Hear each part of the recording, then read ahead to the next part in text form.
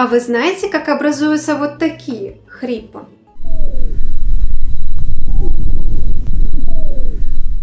Свистящие звучные хрипы, как правило, возникают на фоне острой респираторной вирусной инфекции с формированием бронхообструкции, а также при обострении хронической обструктивной болезни легких или астмы.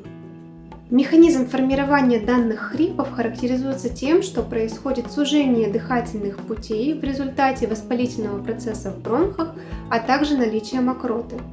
Воздух на выдохе проходит через суженные дыхательные пути и создает такой звук. При этом выдох, как правило, удлинен в сравнении с вдохом. А вы знали об этом? Пишите в комментариях.